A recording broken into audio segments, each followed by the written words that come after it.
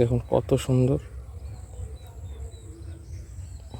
পুঁইশাক গাছগুলো, কত সুন্দর কালার, একদম ডিপ গ্রিন, কিছুই নয়, পিওর জৈব সার দেবেন, খোল দেবেন।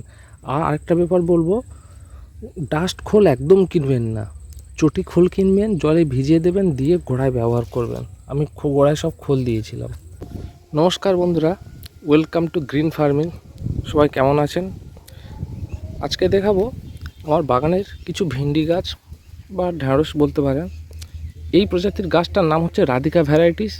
এখন বৈশাখ মাস চলছে, বৈশাখ মাসের শেষের দিক, আর এরপরে জ্যৈষ্ঠ আষাঢ় থেকে মোটামুটি প্রায় দুর্গা পুজো পর্যন্ত আমাকে ফল দিয়ে যাবে। যেহেতু এটা আমার একটু, দেখুন সাইডে দেখাচ্ছি, এখানে আমার চাষ জমি সব আছে। তো এগুলো বর্ষাকালে আমার বাগানের পাশেরগুলো, ওগুলো ধান জমি ওগুলোতে ধান চাষ হয়। তো বর্ষাকালে ওগুলো তো ডুবে যায়। তো সেই সময় উঁচু জায়গাগুলোতে, যেরকম মাটি ফেলে যেরকম উঁচু করে আছে, সেই রকম জায়গাতে আপনাদের যদি থেকে থাকে এই ভ্যারাইটিসটা ব্যবহার করতে পারেন, বা দোকানে গিয়ে বললে হবে যে বর্ষার ঢ্যাঁড়স আর কি। এখন এই মুহূর্তে জমিতেও ঢ্যাঁড়স চাষ করেছে, সেখানে সেই জন্য ঢ্যাঁড়সের দামটা একটু কম আছে, মোটামুটি খুব একটা দাম নেই। কিন্তু কিছুদিন পরে বর্ষা পড়লে ওই গাছগুলো মারা যাবে, তারপর ঢ্যাঁড়সের দাম কিন্তু, সবজির দাম আবার বাড়তে থাকবে। তো সেই উদ্দেশ্য করে আমার এই ঢ্যাঁড়স বাগানটা লাগানো আর কি। কিছু গাছ আছে, বাকি গাছটা কুমড়ো আছে, সেটাও দেখাবো। তো কত সুন্দর ঢ্যাঁড়স হয়েছে দেখুন। যেটা বলছিলাম, দোকানে গিয়ে বললেই হবে আর কি যে বর্ষার ঢ্যাঁড়স, ওনারাই সবচেয়ে আরও ভালো ভালো ভ্যারাইটিস বলতে পারবেন। দেখুন কত সুন্দর ঢ্যাঁড়স হয়েছে প্রত্যেকটা গাছে। এটা ধরুন আজকে তুলবো, তারপরে কালকের এটাও হয়ে যাবে, তারপর এটাও হয়ে যাবে, পরপর সিরিয়ালি, তারপর এটা হবে, তারপর ওটা হবে, এইভাবে পরপর। দেখুন এই একটা, এইভাবে। তো কিছু পোর্শনটা দিয়েছি, বাকি পোর্শনে ওখানে দেখুন কুমড়ো আছে, চলুন কুমড়োটা দেখাবো। দেখুন এই কুমড়োটা মোটামুটি পাকার কাছাকাছি আসা হয়ে গেছে। এবার একে হারভেস্ট করব, তুলে নিয়ে। কিন্তু চাষ করেছিলাম খোরের জন্য, মানে আর কিছুদিন ফল দেওয়ার পর এই গাছটা রাখবো না। এরপর যে নতুন নতুন জায়গাতে যে দিয়েছি সেগুলো বর্ষা গাছ, এখন বের হয়নি। দেখুন এই এক পিস সময় এখন পাকেনি, প্রায় 1 কেজি 1.5 কেজি কাছাকাছি ওজন আছে আর কি।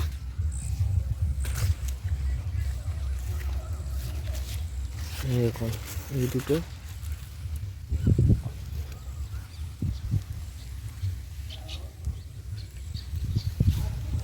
এই একটা। আপনারা যারা টবে ফুল ফলের সাথে সাথে যারা সবজি গাছ লাগাতে চান, এই সময় কিন্তু বর্ষার জন্য দানা দিতে পারেন আর কি। যেমন বলছি, ধরুন ঝিঙের জন্য আমি কিন্তু দিয়ে দিয়েছিলাম, গাছ বেরিয়ে গেছে, দেখাবো। এই দুটো পাতা ছেড়ে দিয়েছে। এরপরে কিন্তু ঝিঙের দানা থেকে চারা বার করানোর সময়টা কিন্তু টাফ হয়ে যাবে। যদি বর্ষা ঢুকে যায়, প্রবেশ করে, সেক্ষেত্রে দানা বা চারা তৈরি করার জন্য খুব সমস্যা হয়ে যাবে, যারা আমার মতন ওপেন বাগানে চাষ করেন আর কি। টবের ব্যাপারটা আলাদা, ড্রেনেজ সিস্টেম ভালো থাকে। দেখুন বেরিয়ে গেছে।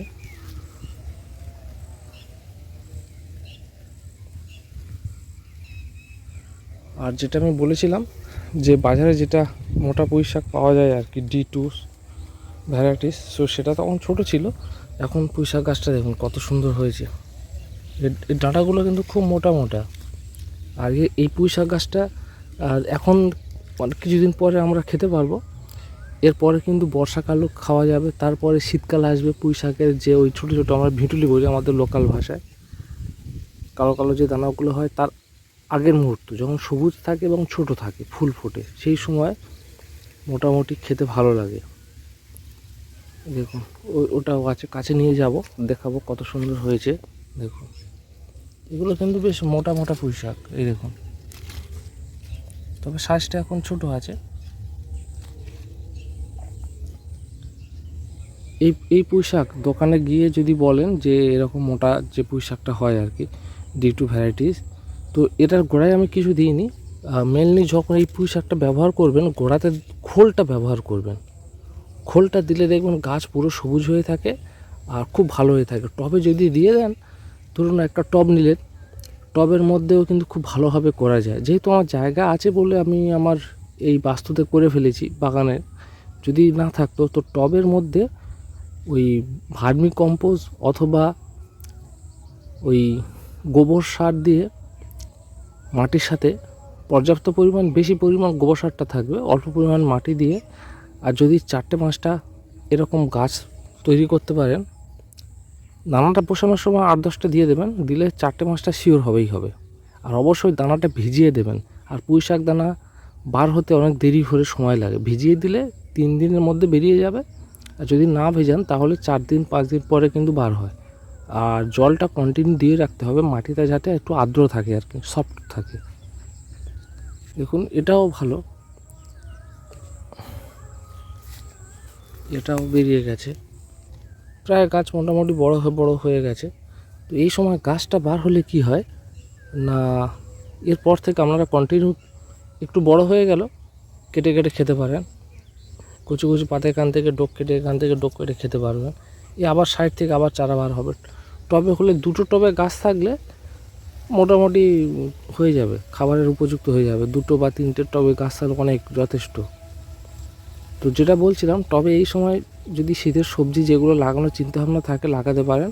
আরেকটা অ্যাডভাইস করব, এই সময় যদি টবে বেগুন চারা পেয়ে যান, টবে বেগুনও লাগাতে পারেন।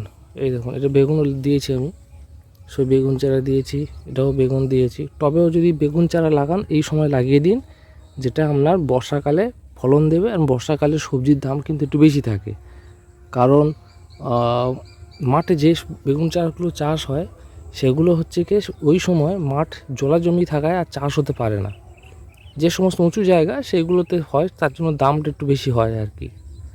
এখন ধরুন সবজির দাম কম আছে, কিন্তু বর্ষা সিজনে হয়ে যাবে। আচ্ছা, আরেকটা আমাদের রেড ভ্যারাইটিস দেখাবো। দেখুন এটা কিন্তু লাল পুঁই শাক। সব পুঁই শাক যে সবুজ হয় তা নয়, লালও হয়, খেতে একই রকম, ওটা কোনো সমস্যা নেই। তবে ভ্যারাইটিসটা রেড আর কি, লাল। তো বেগুন গাছ, পুঁই শাক গাছ দিয়েছি, বেগুন গাছ দিয়েছি। আর দেখাবো আমার সে আম গাছ আছে, ওখানে ফলেরও গাছ আছে, চলুন দেখাই। তো ডালগুলো লম্বা লম্বা আর কি, অনেকটা ঝুলছে আর কি। প্রত্যেকটা মুকুলে একটা করে আম, এটার বৈশিষ্ট্য। আচ্ছা, আমি ছোট বাচ্চার মতন মানুষ করেছি। আর এই বছর ফার্স্ট আমার এই আম গাছে ফলন দিয়েছে, সেই জন্য খুব ভালো লাগে। যখন আসি দেখি যে কটা নষ্ট হয়ে গেল, পড়ে গেল কিনা। এই দুটো দেখুন কত সুন্দর আম। এই আমটাও দেখুন, হ্যাঁ 250-300 মতন ওজন হবে প্রায়। প্রত্যেকটা আম ভালো সাইজ হয়েছে, বড় বড় আম।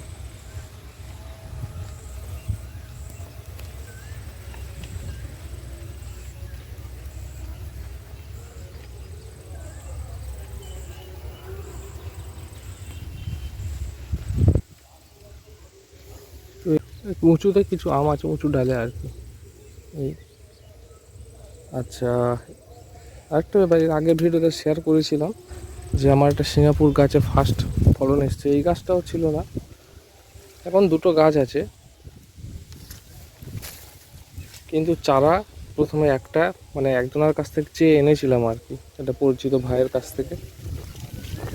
ছোট্ট চারা ছিল, তো সেটা বসিয়েছিলাম। তো বড় হয়েছে এই ফার্স্ট, প্রায় 1-1.5 বছর পরে দেখি মোচ এসছে আর কি। এখনো ফলনটা হয়নি, সবে মোচ ছাড়ছে, সবে ফলন হচ্ছে আর কি। মানে এখনো কলাটা দেখা যায়নি ভালোভাবে। এগুলোই প্রাপ্ত আর কি। গাছ লাগালে, যে 1-1.5 বছর আগে গাছ লাগালাম, এই আম গাছটা লাগালাম প্রায় 3 বছর 4 বছর আগে, আজকের ফল পাচ্ছি। এটাই তো প্রকৃতির নিয়ম। যে আজকে যদি গাছ লাগাই তো পরে ফল পাবো আর কি। আপনাদেরকেও অ্যাডভাইস করব, যদি কাজকর্ম করার পর একটু সময় থাকে তবে অথবা বাড়িতে যদি একটু জায়গা থাকে একটু গাছ লাগান, দেখবেন অনেক মানসিক স্ট্রেস যেটা সেটা অনেকটা কম হয়, মেন্টাল স্ট্রেস অনেকটা কম হয়। চলুন আরেকটা আম গাছ দেখাবো, মাত্র 2 বছরের আম গাছ, প্রচুর আম হয়েছে সেটাতে। এই গাছটা আমি আমাদেরকে প্রায় সময় দেখাই, এই দেখুন এটা, এই গাছটার বয়স বেশি হয়নি, 2 বছরের মতন আর কি। একটা থলিতে প্রায় 2টো করে আম ধরে আছে, প্রায় 2টো 3টে করে।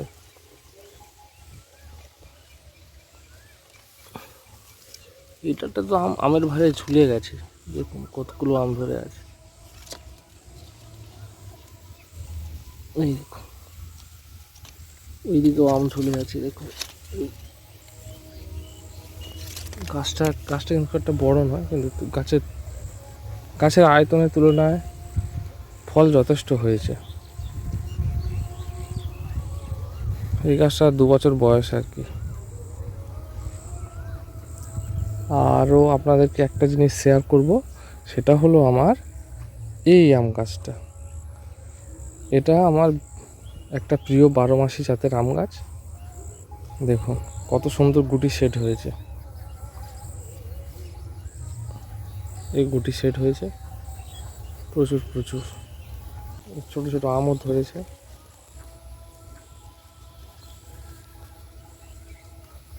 সকলেই সুস্থ থাকবেন, ভালো থাকবেন, আপনাদের বাগান, ছাদ বাগান ফুল ফলে ভরিয়ে তুলুন। সকলকেই ধন্যবাদ।